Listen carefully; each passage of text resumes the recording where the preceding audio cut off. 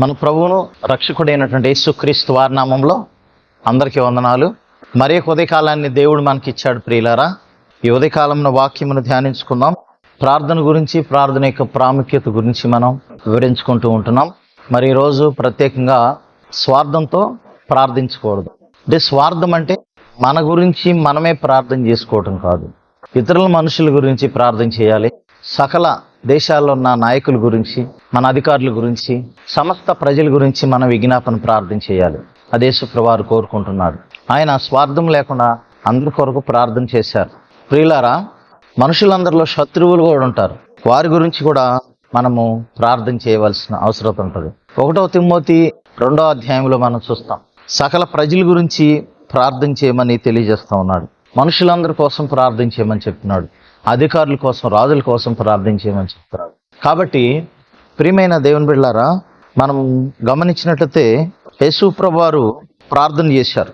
మత్తయి సువార్త 4వ అధ్యాయము 2 నుంచి 4 వచనాలు మనం గమనించినట్లయితే యేసుప్రభువు వారు రాతిని రొట్టెగా చేయమని ప్రార్థన చేయలేదు. కానీ మత్తయి సువార్తలో 14వ అధ్యాయంలో మనం గమనించినట్లయితే ఇతరుల కొరకు రొట్టెలను, చేపలను హెచ్చింపబడినట్లు ఆయన ప్రార్థన చేశారు. వాటిని దీవించి అనేక మందికి ఆశీర్వాదకరంగా ఉండటానికి అని ప్రార్థన చేసినట్లు మనం చూస్తున్నాం. అంతేకాదు ప్రియమైన దేవుని బిడ్డలారా, మత్తయి సువార్త 26వ అధ్యాయంలో 53వ వచనంలో మనం చూస్తాం. యేసుప్రభువు వారిని ఇస్కరియోతు యూదా పట్టించాడు. అయితే మరి అక్కడ అనేక మంది సైనికులు వచ్చారు. ఆయన్ని కాపాడమని దేవునికి ప్రార్థన చేయలేదు. కానీ లోక 22వ అధ్యాయం 31-32 వచనాల్లో మనం గమనిస్తాం. మరి సాతాను నుండి తప్పించడానికి సీమోను పేతురు గురించి, శిష్యుల గురించి యేసుప్రభువు వారు ప్రార్థన చేసినట్లు మనం చూస్తాం. కాబట్టి యేసుప్రభువు యొక్క ప్రార్థనలో స్వార్థం అనేది లేదు. మరి మత్తయి సువార్త 5వ అధ్యాయం 44-46 వచనాల్లో చూస్తాం. మనం పరిపూర్ణులుగా ఉండాలంటే మనం ఖచ్చితంగా మన శత్రువుల గురించి మనము ప్రార్థన చేయమని అక్కడ తెలియజేస్తున్నాడు. మన ప్రార్థన జస్ట్ ఏదో ఇట్లా ప్రార్థన చేయటం అని కాదు, కానీ వారి గురించి ఒక ప్రత్యేకంగా బ్రతిమలాడాలి, విజ్ఞాపన చేయాలి, కృతజ్ఞతలు చెల్లించాలి, దేవుణ్ణి వేడుకోవాలి. వారు ఖచ్చితంగా రక్షణలోనికి రావాలి ప్రభని మనము దేవునికి వేడుకోవాలి. మనం పాత నిబంధనలో చూసినట్టే ప్రియమైన దేవుని బిడ్డలారా, యోబు గ్రంథం 42వ అధ్యాయం 7వ వచనంలో చూసినట్టే తన స్నేహితుల గురించి ప్రార్థన చేస్తాడు.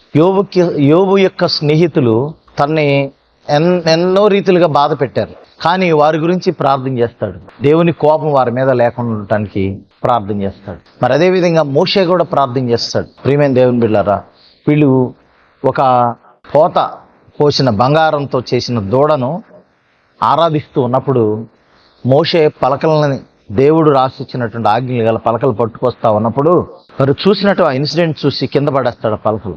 అయితే దేవుడు చూసి, మోషే నువ్వు తప్పుకో, ఈ ప్రజలందరినీ కూడా నేను నాశనం చేసేసి కొత్త జనాంగాన్ని నేను పుట్టిస్తానని చెప్తాడు. దేవుని ఉగ్రత వాడి మీద తప్పించబడటానికి 40 రాత్రులు 40 పగళ్ళు ఉపవాసం ఉండి మోషే ప్రార్థన చేస్తాడు.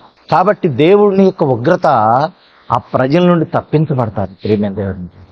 కాబట్టి ప్రార్థన అనేది మన గురించి మనం చేసుకోవటం కాదు, మనం ఇతరుల గురించి చేయాలి, మన శత్రువుల గురించి చేయాలి, సమస్త ప్రజల గురించి చేయాలి. అది యేసయ్య చేశాడు కాబట్టి అది మనం కూడా చేయాలి. అప్పుడే మనం దీవెన పొందుతాం. ఆ రీతిగా స్వార్థముగా కాకుండా మనం మనుషులందరినీ ఆలోచిస్తూ అందరి కోసం ప్రార్థన చేద్దాం. దేవుడి పరిశుద్ధ వాక్యం దీవించును గాక. ఆమెన్. మమ్మల్ని మిక్కిలుగా ప్రేమించిన ప్రియ పరలోకపు తండ్రి, వందనాలు ప్రభువా. అవునయ్యా, మేము కొన్నిసార్లు మా స్వప్రయోజనాల కోసం, మా సొంత వాటి కోసం మేము ప్రార్థన చేసుకుంటాం. అట్లా కాకుండా నాయన ప్రజలందరి కోసం చేయమని మీరు చెప్పారు. అంతేకాదు నాయన, మరి మా శత్రువుల గురించి కూడా ప్రార్థన చేయమని చెప్పారు. వారి కోసం బతిమలాడమని చెప్పారు, విజ్ఞాపన చేయమని చెప్పారు, నాయన వేడుకోమని చెప్పారు. ఆ రీతిగా మేము అలాంటి ప్రార్థన కలిగి ఉండాలి. సహాయం చేయండి. నీ కృపలో భద్రపరచమని, మా ప్రార్థన ప్రతిఫలం దయచేసి దీవించమని యేసు పరిశుద్ధ నామమున అడిగి వేడుకుని ప్రార్థన చేస్తున్నాం తండ్రి. ఆమేన్. మన తండ్రి అయిన దేవుని ప్రేమ, ప్రభువైన యేసుక్రీస్తు వారి కృప, పరిశుద్ధాత్మని సహవాసం ఇక్కడ చేరమనుకుని సకల పరిశుద్ధులకి ఎల్లప్పుడూ తోడే నడిపించండి. ఆమేన్. అందరికీ వందనాలు. ప్రేమైన దేవుని వీళ్ళారు మరే కొద్ది కాలాన్ని కలుసుకున్నాం. మనం కూడా దేవుని కృప, దయ, కనికరం మీ మీద ఉండును గాక. God bless you all.